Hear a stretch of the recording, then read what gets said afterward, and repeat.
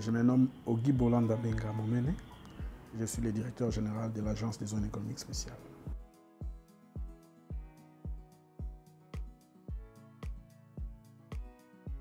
Bon, avant toute chose, je tiens d'abord à présenter toute notre compassion à nos frères et sœurs de l'Est du pays qui, au moment où nous sommes en train de parler, vivent dans des conditions très difficiles. Qu'ils sachent que, comme le chef de l'État a dit, nous sommes aussi avec eux.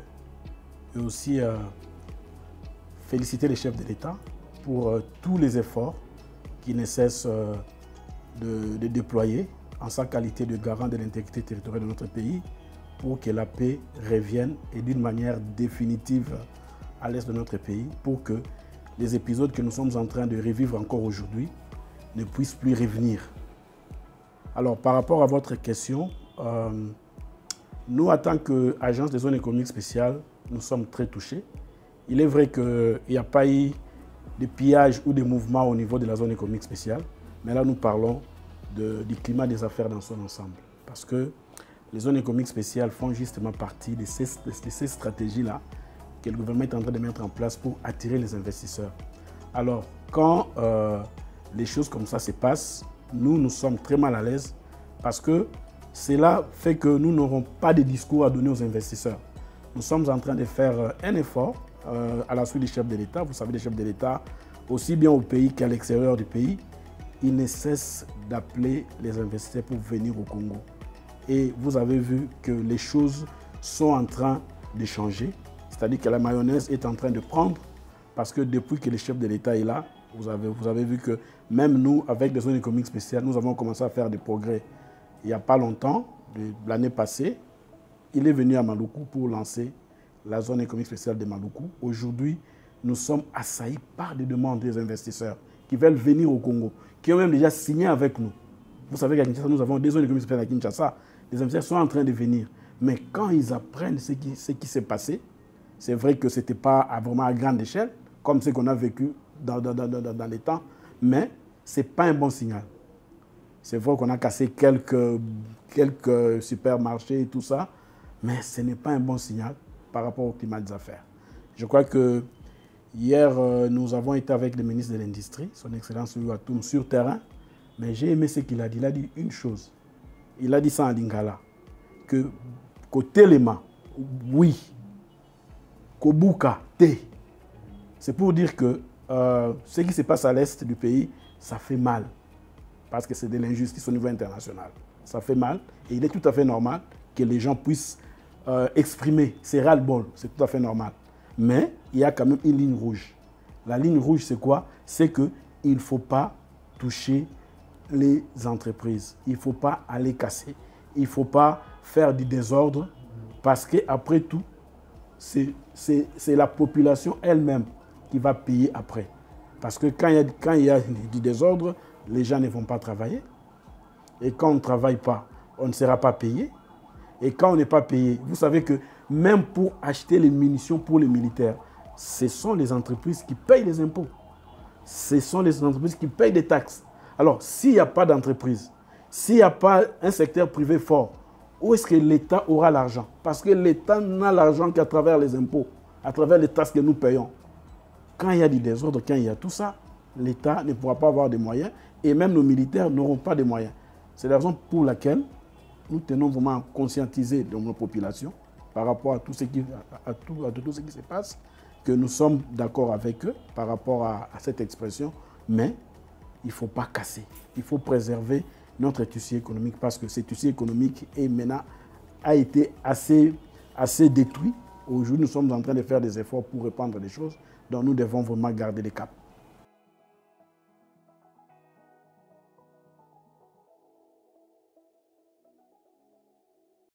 Oui, en fait, la zone économique spéciale est vraiment, comme tu l'as dit, un espace très sécurisé. Parce que dans la zone économique spéciale, c'est d'abord un territoire sous douane. C'est-à-dire que ce n'est pas n'importe qui entre dans la zone économique spéciale, dans l'espace de la zone économique spéciale. Ce n'est pas n'importe qui entre. Et la loi sur les zones économiques spéciales dit que la sécurisation des zones économiques spéciales, la ZES assure la sécurité dans les zones économiques spéciales avec l'accompagnement des services de douane, de l'immigration et de la police nationale. Donc déjà par ces faits-là, les zones économiques spéciales sont très bien sécurisées. Ça, c'est du point de vue physique et aussi du point de vue du régime, parce que nous avons un régime dérogatoire du droit commun.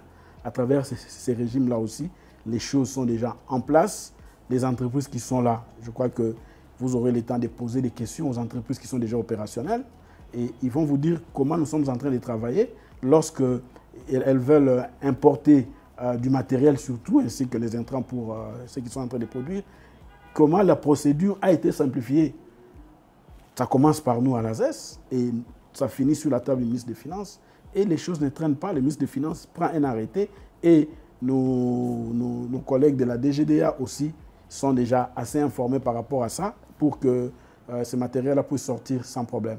D'ailleurs, il y a de cela quelques jours, j'ai reçu une lettre de la DGDA qui va mettre en place un bureau des douanes au niveau de la zone de Maluku et de la zone de Kinmalebo.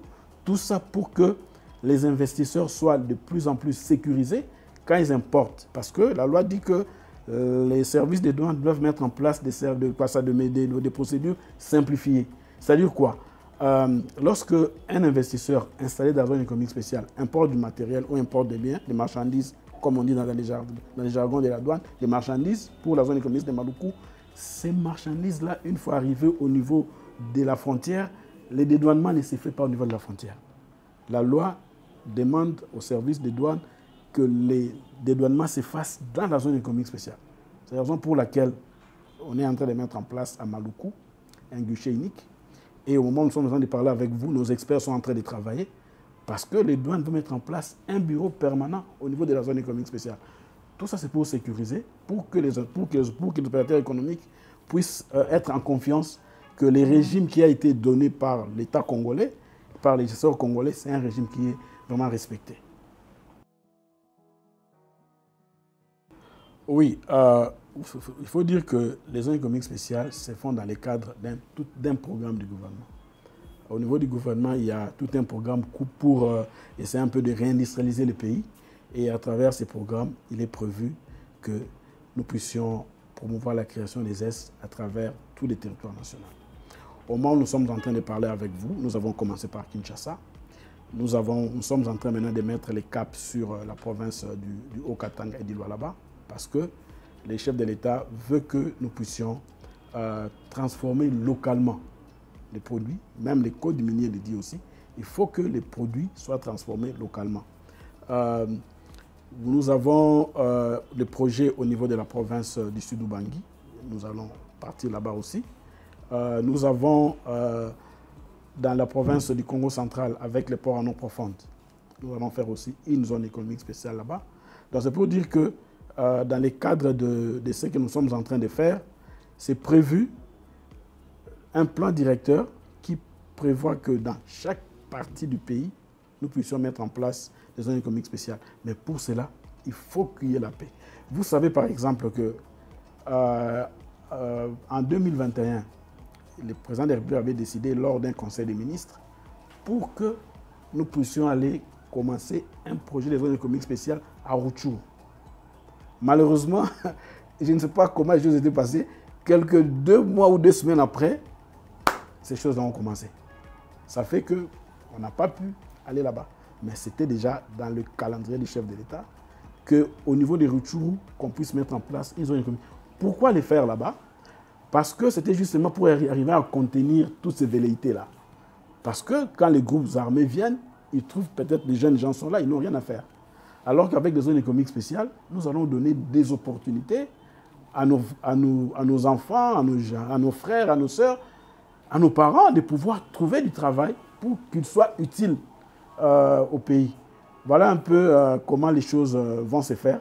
Mais comme on a toujours dit que Rome n'a pas été créée en un jour, les choses vont se faire dans les temps. Mais l'essentiel est qu'il y ait la paix. Et nous saluons ces efforts-là du chef de l'État pour que la paix règne sur tous les territoires nationaux de la RDC afin de nous permettre, nous, de pouvoir faire notre travail parce que nous devrions aller partout. Aujourd'hui, nous ne savons pas aller à l'Est parce qu'il y a tout ce qui se passe là. Alors que notre mission est une mission qui est nationale.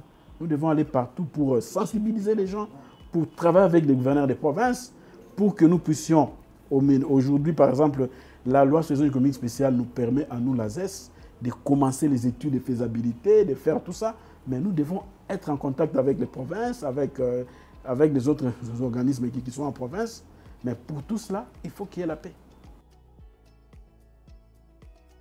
Le mot de la fin, c'est de dire aux jeunes, surtout parce que c'est eux qui sont la force, de dire aux jeunes qu'ils doivent préserver ce qui est essentiel. C'est-à-dire quoi? C'est-à-dire que dans les contextes d'aujourd'hui, de ne pas prêter leur oreille à n'importe qui, de ne pas accepter, de ne pas s'associer avec n'importe qui pour aller casser, pour aller détruire, parce que nous avons déjà connu les destructions ici, en 91, en 93. Je me rappelle même, moi je me rappelle quand j'étais même étudiant, il y avait même des opérations Léopard. Un jour, il y avait un match où il y avait, je crois, la RDC avait joué avec les Sénégal ou les Mali. Nous étions des étudiants, les gens sont descendus en ville, ils ont cassé. Tout ça, c'est pas bon. On peut revendiquer, c'est tout à fait normal, comme le chef de l'État l'a dit aussi. On peut revendiquer, mais on ne peut pas casser. Il ne faut pas casser. Il ne faut pas casser les bus, il ne faut pas casser les magasins, il ne faut rien casser. Parce que quand nous cassons, nous reculons. Vous savez, le développement, c'est quelque chose de cumulatif. Vous avez aujourd'hui, vous cumulez pour aller de l'avant. Malheureusement, chez nous, c'est toujours vous avancez, vous reculez. Au lieu d'accumuler pour avancer, nous accumulons, nous détruisons. Détruire, ce n'est pas bon. C'est tout ce que je peux dire aux jeunes, c'est de ne pas détruire et surtout de faire confiance au chef de l'État qui est en train de se battre pour que la paix revienne sur toute l'étendue du territoire national et surtout à l'est du pays où nos frères sont en train de souffrir. Mais nous leur disons que nous sommes ensemble et le gouvernement est en train de travailler pour ça. Merci.